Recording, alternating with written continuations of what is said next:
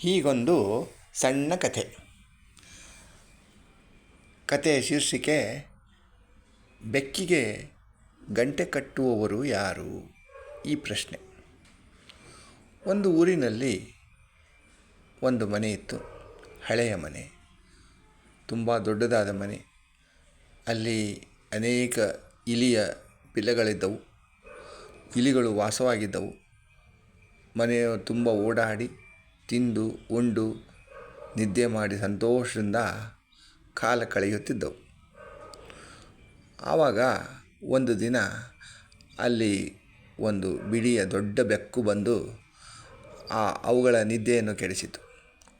ಮನೆ ತುಂಬ ಓಡಾಡುವುದನ್ನು ಕಂಡು ಹರ್ಷಗೊಂಡು ಅವುಗಳನ್ನು ಬೆನ್ನತ್ತಿ ತಿನ್ನುವಂತೆ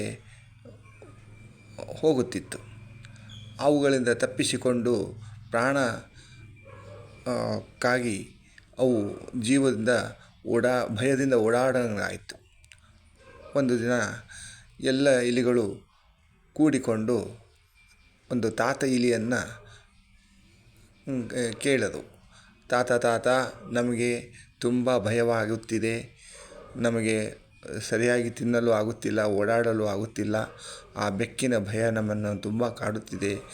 ಅದಕ್ಕೆ ನಾವೇನಾದರೂ ಒಂದು ಉಪಾಯವನ್ನು ಮಾಡಬೇಕು ಅಂತ ಹೇಳಿತು. ಆವಾಗ ಆ ಒಂದು ಸಭೆಯನ್ನು ತಾತ ಇಲಿ ಏರ್ಪಡಿಸಿತು. ಕೆಳಗಡೆ ಚಿಕ್ಕ ಇಲಿ, ದೊಡ್ಡ ಇಲಿ, ಅಜ್ಜಿ ಇಲಿ, ಅಕ್ಕ ಇಲಿ, ಅಮ್ಮ ಇಲಿ, ಹೀಗೆ ಎಲ್ಲ ಇಲಿಗಳು ಬಂದು ಕೆಳಗಡೆ ಕುಳಿತುಕೊಂಡು ತಾತನ ಮಾತುಗಳನ್ನು ಕೇಳಲು ಅಣಿಯಾದವು. ತಾತ, ನೀವು ನಿಮ್ಮ ಅಭಿಪ್ರಾಯಗಳನ್ನು ತಿಳಿಸಿರಿ, ಏನಾದರೂ ಉಪಾಯಗಳನ್ನು ತಿಳಿಸಿರಿ ಅಂತ ಕೇಳಿತು. ಇಲಿಗಳು ತಲೆ ಕೆಡಿಸಿಕೊಂಡು ಎಷ್ಟು ಯೋಚನೆ ಮಾಡಿದರೂ ಯಾವ ಉಪಾಯವೂ ಹೊಳೆಯಲಿಲ್ಲ. ಕೊನೆಗೆ ತಾತ ಇಲಿ ಹೇಳಿತು, ಮಕ್ಕಳಿರ, ಚಿಂತೆ ಮಾಡಬೇಡಿ, ನನಗೊಂದು ಉಪಾಯ ಉಂಟು. ನಾನು ಆ ಉಪಾಯವನ್ನು ನಿಮಗೆಲ್ಲರಿಗೂ ತಿಳಿಸಿ ಹೇಳುತ್ತೇನೆ. ನೀವು ಏನು ಮಾಡಬೇಕೆಂದರೆ, ಒಂದು ಗಂಟೆಯನ್ನು ತೆಗೆದುಕೊಂಡು ಬನ್ನಿರಿ. ಆ ಗಂಟೆಯನ್ನು ನಾವು ಇಲಿಯ ಕುತ್ತಿಗೆಗೆ ಅದು ಮಲಗಿದಾಗ ಕಟ್ಟೋಣ. ಆವಾಗ ಆ ಬೆಕ್ಕು ಬಂದು ಓಡಾಡುತ್ತಿದ್ದರೆ ಅದರ ಹೆಜ್ಜೆಯ ಶಬ್ದಕ್ಕೆ ಗಂಟೆ ಶಬ್ದವನ್ನು ಮಾಡುತ್ತದೆ. ಆ ಶಬ್ದವನ್ನು ಕೇಳಿ ನಾವೆಲ್ಲರೂ ಎಚ್ಚರಗೊಂಡು ನಾವು ಸುರಕ್ಷಿತ ಸ್ಥಾನಕ್ಕೆ ತೆರಳೋಣ. ಅದು ಹೋದ ಮೇಲೆ ಪುನಃ ನಮ್ಮ ಆಹಾರ ಅನ್ವೇಷಣೆಯನ್ನು ಮಾಡೋಣ ಅಂತ ಸಲಹೆಯನ್ನು ಕೊಟ್ಟಿತು. ಅದಕ್ಕೆ ಎಲ್ಲ ಇಲಿಗಳು ತಲೆದೂಗಿದವು, ಒಪ್ಪಿಕೊಂಡವು. ಹಾಗಾದರೆ ತಾತ ಇಲಿ ಕೇಳಿತು, ಮಕ್ಕಳಿರ, ನೀವು ಯಾರು ಇಲಿಯ ಕೊರಳಿಗೆ ಗಂಟೆಯನ್ನು ಕಟ್ಟುತ್ತೀರಿ? ಯಾರು ಸಿದ್ಧರಿದ್ದೀರಿ? ಒಬ್ಬೊಬ್ಬರಾಗಿ ಹೇಳಿರಿ ಅಂತ ಕೇಳಿತು. ಆವಾಗ ಚಿಕ್ಕ ಇಲಿಯನ್ನು ಮೊದಲು ಕೇಳಿದರು. ಚಿಕ್ಕ ಇಲಿ ಹೆದರುತ್ತಾ ನಡುಗುತ್ತಾ, ಅಯ್ಯೋ ತಾತ, ನನ್ನ ಕಡೆ ಸಾಧ್ಯವಿಲ್ಲ, ನನಗೆ ಭಯವಾಗುತ್ತದೆ, ನಾನು ಚಿಕ್ಕವನು, ನನ್ನ ಕಡೆಯೇ ಓಡಾಡಲು ಆಗುವುದಿಲ್ಲ, ನಾನು ಅದರ ಕೈಗೆ ಸಿಕ್ಕರೆ ನನ್ನನ್ನು ತಿಂದೇ ಬಿಡುತ್ತದೆ, ನನಗೆ ತುಂಬ ಭಯ, ನನಗೆ ಆಗುವುದಿಲ್ಲ ತಾತ ಅಂದಿತು.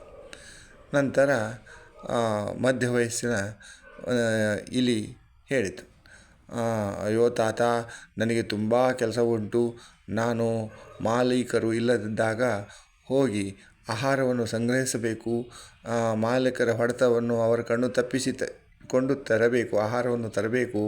ಅದಕ್ಕೆ ನಮಗೆ ತುಂಬ ಭಯವಾಗುತ್ತದೆ, ನಮ್ಮ ಕೆಲಸಕ್ಕೆ ಅಡ್ಡಿಯಾಗುತ್ತದೆ, ಅದಕ್ಕೆ ಬೇಡ, ನನ್ನ ಕಡೆ ಆಗುವುದಿಲ್ಲ.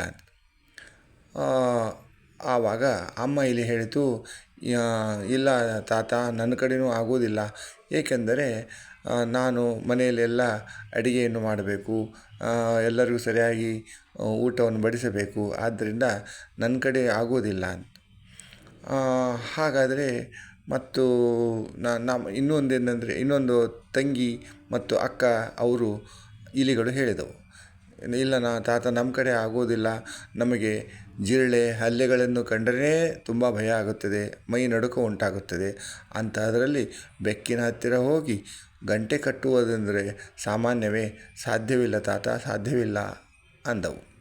ಕೊನೆಗೆ ತಾತ ಇಲಿ ಯೋಚನೆ ಮಾಡಿ ಹೇಳಿತು, ನೋಡಪ್ಪ ಮಕ್ಕಳಿರ, ನಾನು ಕಟ್ಟಬಹುದಿತ್ತು, ನನಗೆ ಧೈರ್ಯ ಇದೆ, ಆದರೆ ಏನು ಮಾಡುವುದು, ನಾನು ನನಗೆ ವಯಸ್ಸಾಗಿದೆ, ನನಗೆ ಓಡಾಡಲು ಆಗುವುದಿಲ್ಲ, ಕಾಲುಗಳು ಮುಂದೆ ಹೋಗುವುದಿಲ್ಲ, ನಡ ಬಾಗಿದೆ, ಕಣ್ಣು ಕತ್ತಲು ಬರ್ತದೆ, ಆದ್ದರಿಂದ ನನ್ನ ಕಡೆ ಸಾಧ್ಯವಿಲ್ಲ ಇದು ಅಂದಿತ್ತು. ಹೀಗೆಲ್ಲ ವಿಚಾರಗಳು ತೆಗೆದುಕೊಂಡು ವಿಚಾರ ಮಾಡಿ, ಅಬ್ಬಾ, ಈ ಬೆಕ್ಕಿಗೆ ಗಂಟೆಯನ್ನು ಕಟ್ಟುವುದು ನಮ್ಮಿಂದ ಸಾಧ್ಯವಿಲ್ಲ, ಏನು ಮಾಡುವುದು ಅಂತ ಯೋಚನೆ ಮಾಡುತ್ತಾ ಕುಳಿತಿರುವಾಗ ಒಂದು ಬೆಕ್ಕು ಆಗ ತಾನೇ ಪ್ರವೇಶ ಮಾಡಿತು. ಆ ಇಲಿಯನ್ನು ಕಂಡು ಸಂತೋಷಪಟ್ಟು ಎಲ್ಲವನ್ನು ತಿಂದು ತೇಗಬೇಕು ಎಂದು ಧಾವಿಸುತ್ತಾ ಇಲಿಯ ಕಡೆ ಧಾವಿಸಿ ಬಂದಿತು. ಬೆಕ್ಕನ್ನು ಕಂಡೊಡನೆ ಎಲ್ಲ ಇಲಿಗಳು ಗಾಬರಿಯಾಗಿ ಚಿಲ್ಲಾಪಿಲ್ಲ ಓಡಾಡಿ ತುಂಬ ಹೆದರಿಕೆಯಿಂದ ಓಡಿ ಪ್ರಾಣ ಉಳಿಸಿಕೊಳ್ಳಿ, ನಿಮ್ಮ ಸುರಕ್ಷಿತ ಸ್ಥಾನಗಳು ಹೊರಡಿ, ಬೆಕ್ಕು ಬಂದಿದೆ ಎಂದು ಹೆದರಿ ಓಡಿ ಹೋದವು. ಹೀಗೆ ಯಾವ ಇಲಿಯೂ ಬೆಕ್ಕಿಗೆ ಗಂಟೆಯನ್ನು ಕಟ್ಟುವ ಧೈರ್ಯ ಮಾಡಲಿಲ್ಲ. ಹೀಗೆ ಧೈರ್ಯವಿಲ್ಲದೆ ಇದ್ದರೆ ಯಾವ ಕೆಲಸವೂ ಆಗುವುದಿಲ್ಲ ಅನ್ನುವುದು ಒಂದು ಮಾತು ಅಷ್ಟೇ. Thank you.